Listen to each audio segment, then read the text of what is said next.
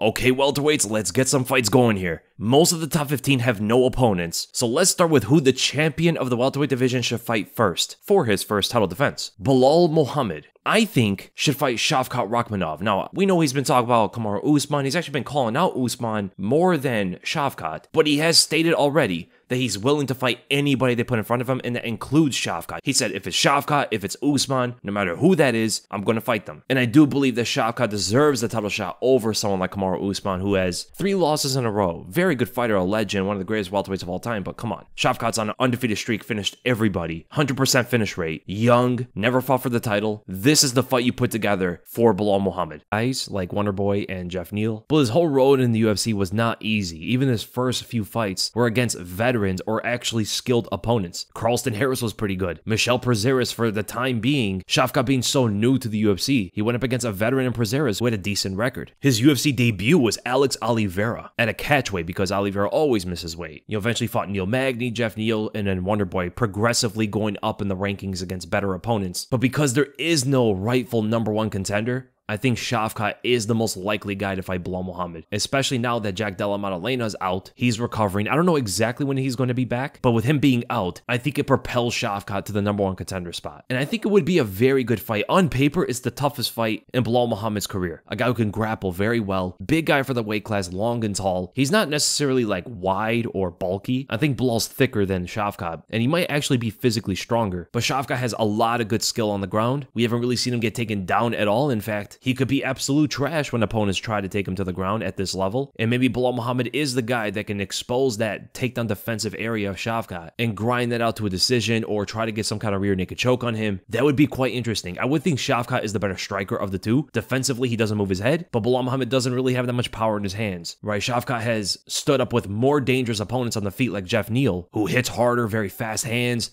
caught Shavkat with some big shots, and came into the fight heavier. They fought at 175 pounds. Wonderboy was also a much more dangerous striker than Belal Muhammad. The only difference there is Wonderboy can't really defend the takedowns like Belal can, right? I don't expect Shavkat to take down Belal Muhammad because he had a very hard time trying to take down Geoff Neal. And even Wonderboy was defending the majority of the takedowns. So I think Shavkat, if he were to start winning the fight, it would be in the stand-up. Defend the takedowns as much as he can and try to turn it into a kickboxing match. Let the counter punches go from distance, let the kicks fly out to the head. He's so tricky with some of the strikes that he throws out there. Whereas Belal Muhammad is more of a boxer. He will put up the kicks at times. I mean, he even threw a high kick at Leon, which was very, very close. Right behind his punches too. Very similar to like a Wonderboy. Same side combinations, left hand, left high kick behind it, stuff like that. So Belal could surprise us with some of his striking technique in this one. He is getting much better fight after fight in the stand-up, and he puts a lot of pressure on his opponents behind his boxing, but because he does have the threat of the takedown, where I think Shavkat is not going to respect it as much as other fighters in the past. But here's a great thing about Belal's experience so far. He's fought great grapplers already. He fought Sean Brady, he fought Gilbert Burns, Leon's not a bad grappler, whereas for Shavkat Rakhmonov, he really hasn't yet. The best grappler he fought was probably Carlston Harris, who's decent in the grappling, but he's nothing like Belal. So it's going to be a very interesting matchup, and I think that's the one that should be next. And Shavkat's from Kazakhstan, not too far away from the Middle East, so it makes sense for Abu Dhabi or Saudi Arabia or something to be the destination of that fight. I think Leon Edwards should fight Ian Garry. I think that's the fight that should happen next. In fact, Leon Edwards' coach said that Ian Garry makes sense for them next. I think it's a good striking match between two long, tall guys. Both guys can grapple fairly well, get the back of the opponent, which is a similar kind of technique they both use. Both fighter styles aren't that different from each other. Both guys will point fight to a decision. I would say Leon is more catered to that style. We all thought he was a sniper before. Even I've mentioned that he was a sniper before, but was wrong on that. You know, he's much more of a point fighter. I think that even Ian Garry might be, because Ian Garry has good traps and setups for a head kick like he landed on Daniel Rodriguez, or the counter shots that he's dropped opponents before with. Really good on the back foot with the right hand. It's just you didn't see much of that when he fought a higher level striker like Michael Page. He struggled more against Geoff Neal than some of his previous opponents, and these are the two by far best strikers he ever fought in his career. Completely resorted to wrestling and grappling, gets MVP. And it'd be interesting to see if he fights a high caliber striker like Leon Edwards, who's very technical. Will he wrestle more? Will he go that direction just like he did against MVP? But the only difference is Leon can grapple a lot better than MVP can, right? MVP is more of a specialist. He mostly just strikes. Leon was at least able to get the back of Belal Muhammad, which was very impressive in itself because Belal's a good grappler. So it'd be interesting to see if Garry would shoot a takedown and try to get the back. Leon could stuff the takedown, or he could reverse Ian Garry if he gets on the ground and get his back instead. But it's wild that we're talking about two primary strikers grappling with each other like that. But it is MMA, you know, so you never know what approach both these fighters are going to take, especially now with Leon. It's a lot more of a question mark because he just had his first loss in like 9 years, and he might make a big change to his style. Hopefully he does. Taps into that game-bred Jorge Masvidal enlightenment where he became a knockout artist. Because I really hope Leon Edwards versus Ian Garry doesn't turn into a point fight. I really hope it's not a tat for tat, back and forth, long-range striking, neither guy landing anything big, 3-round decision. The fight could turn out that way. Now, Kamaru Usman, he's been out for a while, right? He hasn't been fighting. The last guy he went up against was Hamza Chimaev, who was even booked to fight Robert Whittaker before Usman was ready to fight anybody. But Usman did say that he is willing to fight anybody. He would take up any fight they put in front of him. And I think the most logical matchup is him versus Jack Della Maddalena. That'd be an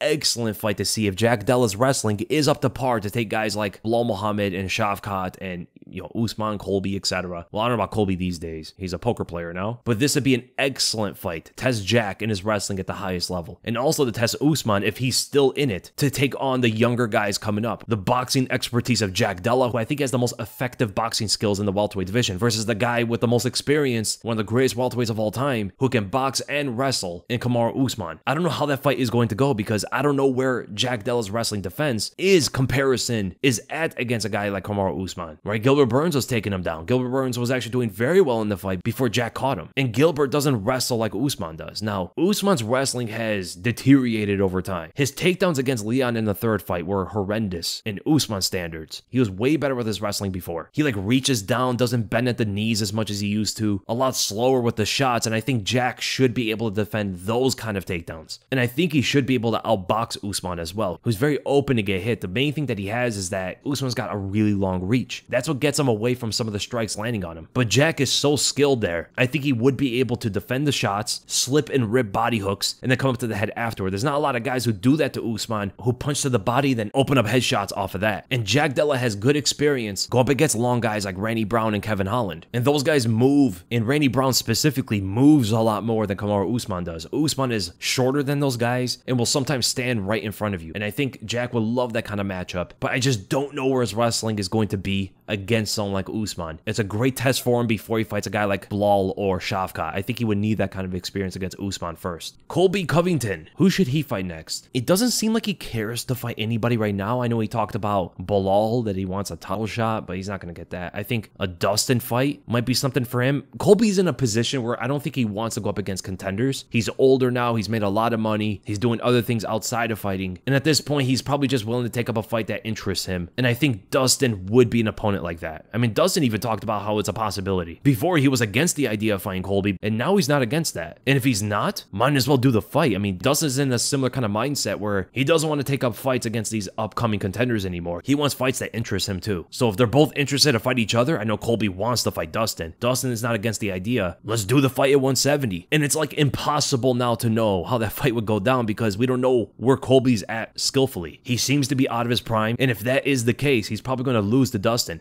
But if this is a prime Colby Covington, I have him probably out-wrestling Dustin to a decision. They have experience in the training room together, and I would believe that Colby's a much better wrestler than Dustin is. He's a bit bigger than him, but like I said, hard to know without knowing where Colby's at. We know Gilbert Burns is fighting Sean Brady. Ian Garry, like I said, I think he should fight Leon. Stephen Thompson. I think the perfect matchup for Wonderboy is Joaquin Buckley. Joaquin was calling him out. Wonderboy, I don't think, was shy away from a fight like that. Joaquin's the kind of guy that will stand up with him. He is a bit reckless. He's shorter, wings out punches from distance, tries to blitz you down, and that's a perfect style for Wonderboy to be confident against. Would love to see that fight, and it's an opportunity for Joaquin to go up in the rankings, whereas Wonderboy, he lost his last fight against Shavkat, so I think he should fight down in the rankings a bit. So we got the crazy style of Joaquin Buckley, throwing out big punches, maybe not as technical as Wonderboy, but is getting better. He's definitely being more composed with his striking, developing good wrestling as well, which gives him an area, if he is having trouble in the feet, to start to take over the fight in that department. But Stephen Thompson, his takedown defense isn't that bad. Like, we know that he's a specialist who doesn't like to go to the ground, but his wrestling defense defense throughout the years isn't as bad as a lot of people say it is. He did get taken down and controlled a lot by Belal Muhammad and Gilbert Burns, which are the biggest blemish on Wonderboy's wrestling skills. But now knowing where Belal is really at, I mean, it doesn't look that bad. But Wonderboy did defend a few of the takedowns from Gilbert. He defended a couple takedowns from Jorge and Rory McDonald, Johnny Hendricks, and I'm talking about ancient history now at this point. He's probably not as good as he was back then. But then again, he looked amazing in the stand-up against Kevin Holland, but that's Kevin Holland. But technically, in just looking at him, Wonderboy looked amazing in that fight, as if he isn't old in his career. But I do think it would be a very good fight between Wonderboy and Joaquin Buckley. Now, Geoff Neal. Who should Geoff Neal fight? He's on a 2-loss streak against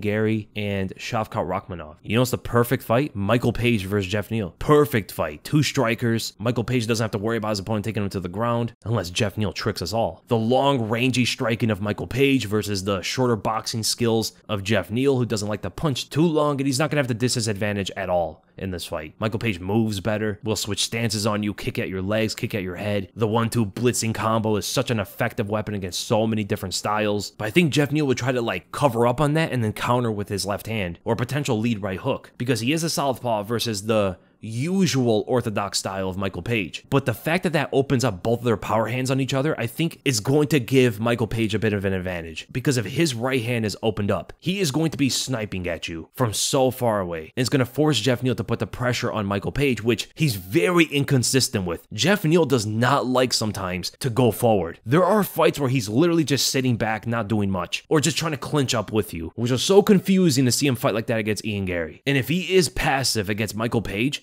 he's probably going to lose that fight on a decision. But then again, if he gets aggressive against Michael Page, things open up for Geoff Neal a lot more, but he is at risk of getting knocked out. So I do think the fight favors Michael Page stylistically, but I do think it's a logical next matchup for both fighters, right? You can't give Geoff Neal someone above him after he just lost 2 in a row. With Michael Page, yeah, he lost to Garry, but I don't think Michael Page should fight anyone below him, right? Below him is Kevin Holland, who he beat. He's ranked number 14. Holland's ranked number 15, and above him is Vicente Luque, who's probably going to fight Nick Diaz, we don't know. Neil Magny's number 12, he has an opponent against Michael Morales. Joaquin Buckley, I think, should fight Wonderboy. That leaves Geoff Neal without an opponent. That's why I want to see Geoff Neal versus Michael Page, and stylistically, it should be a very fun fight. I'd love to see some hunger out of Geoff Neal, man. A 2-loss streak, you can't just go out there and be passive now. You got to go out there and bring the fight to Michael Page. And whenever fighters do that, MVP's fights are pretty exciting. So that's how I would match up the welterweight division. We got Belal versus Shavkat, Leon versus Garry, Usman versus Della, Colby versus Dustin, Burns is fighting Brady, Wonderboy versus Buckley, Geoff versus MVP, Magny's fighting Morales, Luque's probably fighting Diaz, and Kevin Holland is fighting Chris Curtis in the middleweight division. So I think those are the perfect matchups, and leave in the comments below, what do you guys think? How would you match up the welterweight division, considering that so many of them are open right now? Some very interesting fights could be made here, and I'll see you guys in the next video.